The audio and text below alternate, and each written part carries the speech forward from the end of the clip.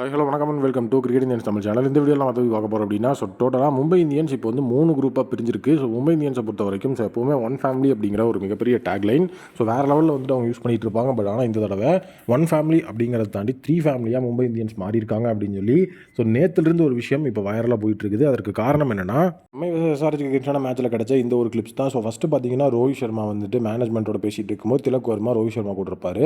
அதுக்கப்புறம் பும்ரா திலக் வர்மா இவங்கெல்லாம் ரோஹித் சர்மாட்ட பேசிகிட்டு இருக்கிற மாதிரி இருக்கும். அதுக்கப்புறம் ஹர்திக் பாண்டியா இஷான் கிஷான்ட்ட பேசுகிற மாதிரியும், அதுக்கப்புறம் ஹர்திக் பாண்டியா வந்துட்டு எம்ஐ மேனேஜ்மெண்ட் கிட்ட பேசிகிட்டு இருக்கிற மாதிரியும் இது வந்து டிஃப்ரெண்ட் ஆங்கிள்ஸில் இருந்து ப்ரொஜெக்ட் பண்ணி இந்த ஒரு இமேஜஸை வந்துட்டு இப்போ வந்து சோர்ஸ் பண்ணி கொண்டு வந்திருப்பாங்க. இப்போ குரூப் 1, 2, 3 அப்படிங்கிறது என்ன அப்படின்னு பார்த்தீங்கன்னா டோட்டலாக ஃபஸ்ட்டு வந்துட்டு மேனேஜ்மெண்ட் சைடில் இருந்து ரோஹித் சர்மாவுக்கு பெரிய சப்போர்ட் அப்படிங்கிறது எதுவுமே கிடையாது. அதனால் வந்து குரூப் 1ல் பார்த்தீங்கன்னா ரோஹித் சர்மா, நம்மளுடைய Bumrah and Tilak Varma and others இருக்காங்க. குரூப் 2 பொறுத்த வரைக்கும் ஹர்திக் பாண்டியா, இஷான் கிஷான் அண்ட் அதர்ஸ். அதுக்கப்புறம் ஹர்திக்கை வந்து டோட்டலாகவே வந்து மேனேஜ்மெண்ட் நல்லாவே வந்து பேக் பண்ணிகிட்டு இருக்கிறாங்க அப்படிங்கிற ஒரு விஷயம் இருக்குது. இதை வந்து நம்ம ஃபஸ்ட் மேட்ச்லேயே பார்த்தோம். லூக் வுட்டோட அந்த ஒரு ஓவரில் டோட்டலாக வந்து நம்மளுடைய இஷான் கிஷான் கிட்ட ரோஹித் சர்மா பேசலான்னு போகிறப்போ இஷான் கிஷான் வந்து அந்த இடத்துல ரோஹித் சர்மாவை வந்து கண்டுக்காமல் அவர் வந்துட்டு பாட்டுக்கு போவார். ஹர்திக் பாண்டியோட போய் பேசிகிட்டு இருப்பார். அதுக்கப்புறம் ரோஹித் சர்மா அவர் பாட்டுக்கு போயிடுவார்.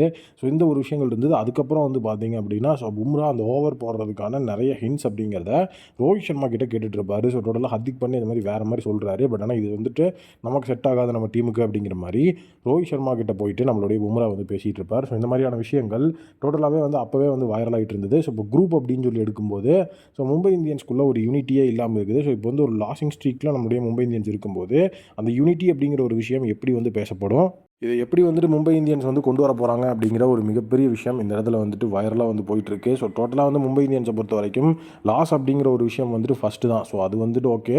பட் ஆனால் வந்து அதுக்கு முன்னாடி வந்துட்டு டீமோட யூனிட்டியும் டீமுக்குள் இருக்கிற கெமிஸ்ட்ரியும் தான் ஒரு டீமை வந்து ஒரு சக்ஸஸ்ஃபுல் ஃப்ரான்ச்சைஸாக வந்து வச்சிருக்கோம். இது வரைக்கும் வந்துட்டு நம்மளுடைய ரோஹித் சர்மா வந்து ஒரு கேப்டனாக இருந்தப்போ இந்த மாதிரி எந்த ஒரு விஷயமும் வந்ததில்லை. பிளேயர்ஸ் ட்ரேடாக இருக்கட்டும், பிளேயர்ஸ் வந்து நியூ டீமுக்கு போகிறதா இருக்கட்டும், உள்ளுக்குள்ளே ரீப்ளேஸ்மெண்ட்டாக வரதா இருக்கட்டும், எல்லா இடத்துலையுமே பார்த்தீங்கன்னா டெசிஷன்ஸில் வந்துட்டு ப்ராப்ளம் வந்ததே கிடையாது. But for the first time Rohit Sharma captaincy step down ஆனதுக்கப்புறமா, அதாவது ஸ்டெப் டவுன் அப்படிங்கிறதையும் தாண்டி ரோஹித் சர்மாட்டிருந்து கேப்டன்சியை வாங்கி ஹர்திக் பாண்டியா கொடுத்ததுக்கப்புறமா ஹர்திக் பாண்டியோட ட்ரேட்லேருந்து நிறைய விஷயங்கள் அந்த இடத்துல வந்துட்டு ப்ராப்ளம்ஸ் தான் வந்துட்டு இருக்குது. ஈவன் வந்து துஷாராவை வந்துட்டு நம்ம வந்து ஆப்ஷனில் வாங்கினோம், லூக் வுட்டை ரீப்ளேஸ்மெண்ட்டாக எடுத்தோம்.